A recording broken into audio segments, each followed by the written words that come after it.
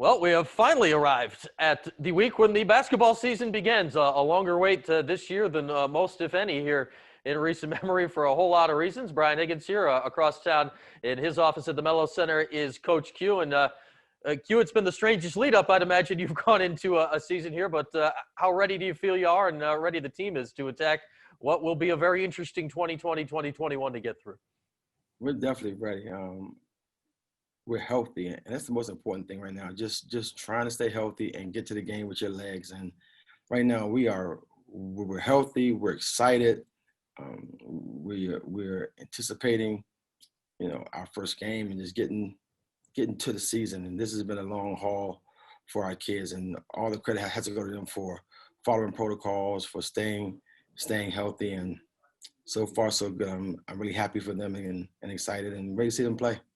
I'm curious, before we get into the actual basketball here, and we know you've got a loaded roster this season.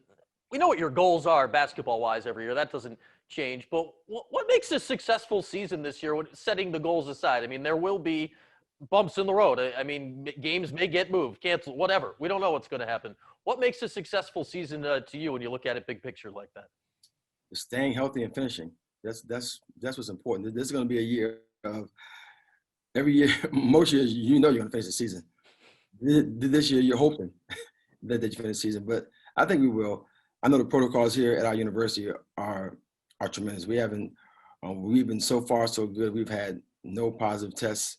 We've been here on campus in some stretch since June 26th, and we're in game week, and we still have no positive tests amongst our staff, our players, and our support staff, which is great. So if we can continue that and do our part, that would be a very successful season for us. Yeah, I'd say that's got to be the attitude of most coaches and teams across the country. You're at the starting line, and the hope is to get to March and the finish line here down the line. You mentioned health. Obviously, health means something different for Tiana Mungakahi, has come all the way back from her breast cancer battle, and here she is ready to go. I mean, we've told that side of the story significantly here over the last year, but where is she at basketball-wise right now?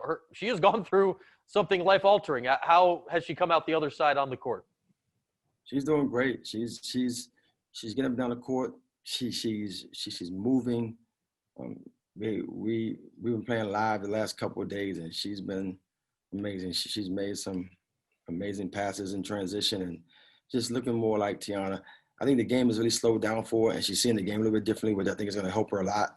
So we're just super excited about where she is and what she's going to do moving forward. How much, if any, allowances do you have to make for just the lack of gameplay she's had here in the last year and a half early on in the season? I'm making none. I have the same expectations of her. Take care of the ball, don't turn the ball over, and make great decisions. I don't think she would want it any other way. So at this point, I got to coach her and just get the best out of her. But it's not hard because she's going to play hard every possession, and she's going to give you all she got. All right, we'll put her down for like 18, 19 dimes on Sunday and just keep it rolling from there. And certainly, yeah, there we are. If she does that, we'll probably be okay. I mean, we'll start the year with her breaking her own school record and then just keep it moving. She's already the school's career assist leader. She's only played 2 years. We know how great those 2 seasons were.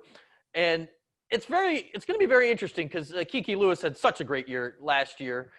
Both in sort of growing into her own and filling Tiana's role and everything she had to do, becoming an all-ACC performer. They played together 2 years ago, but it feels like, Q, it'll be a different relationship on the court this time around than when it was clearly Tiana was in charge a couple of years ago. Now it feels like a pretty equal partnership between the two.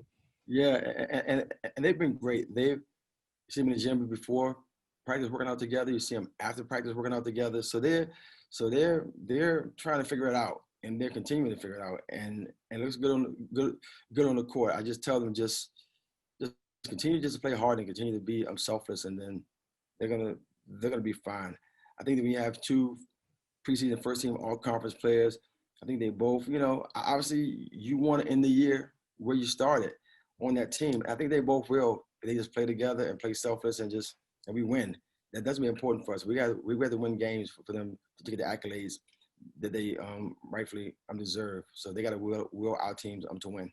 And you were picked to finish third in the league, which obviously would mean a lot of wins here this year, especially since most of the games you'll be playing are ACC games. That's 20 of them this year for the first time, so that's going to be quite a thing. But it can't just be those two, right? Emily Engsler came in with such high accolades a couple of years ago.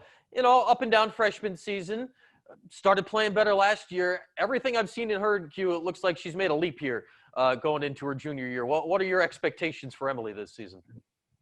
Just tremendously high. I mean, she's been amazing. She came back like 20, 25 pounds lighter. And she's still getting in better shape as we speak. I think for her, that's going to be it. Her athleticism, speed and quickness. She's probably the most skilled player on our team, top to bottom. And then you add being in great shape to that. It's going to be a tremendous year for her. I just really think this is going to be a breakout year for her. I really do. Well, certainly the skill set has never been the issue for Emily the last couple of years, and was averaging a double-double for a significant chunk of last season before tailing off a bit at the end. And that's where the conditioning right comes in, Q. You talk about tailing off maybe end of games, end of the season, where you're not expecting that to be an issue here for Emily this year. No, not at all.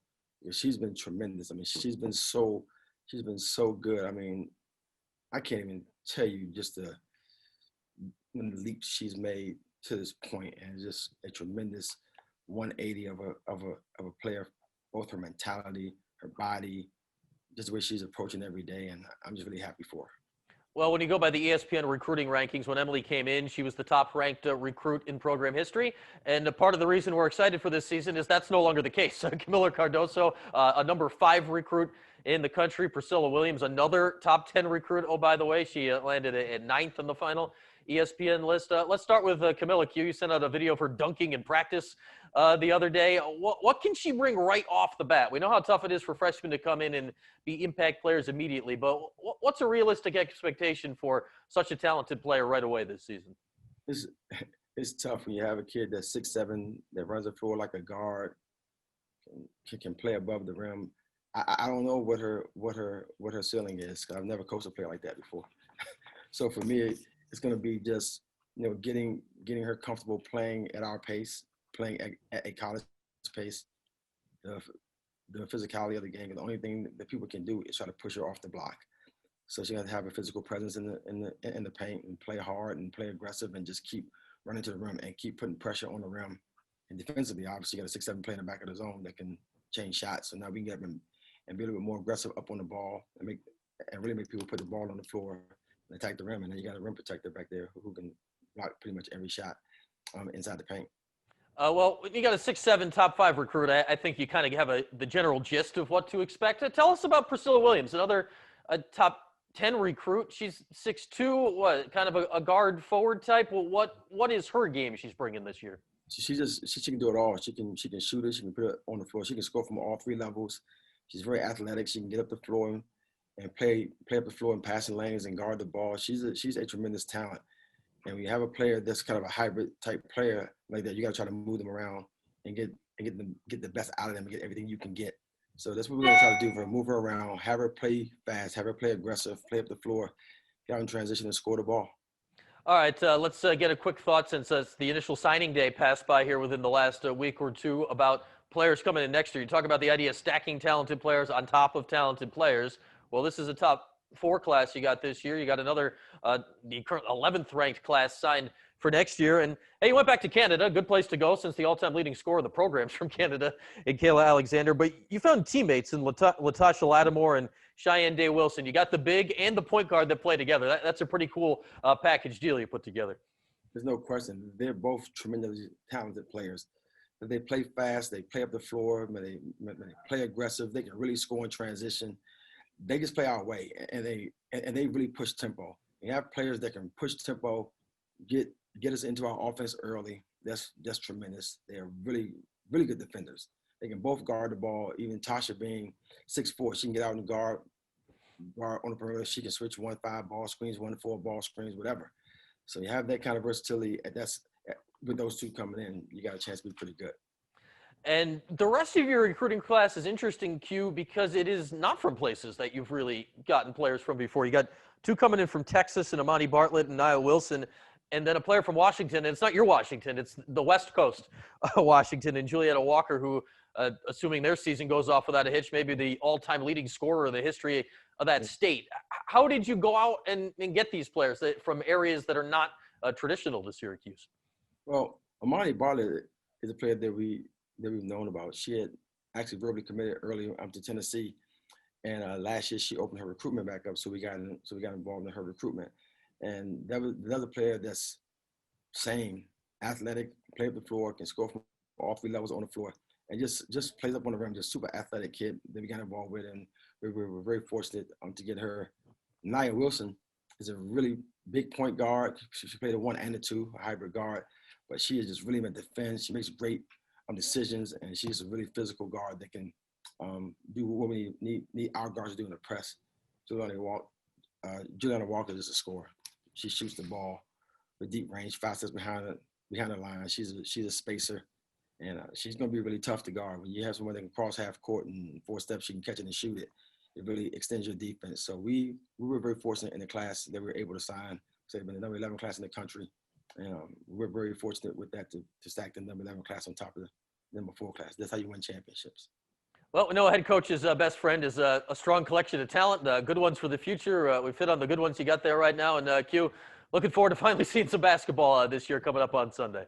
Absolutely. Thank you. We are too. We're ready to go.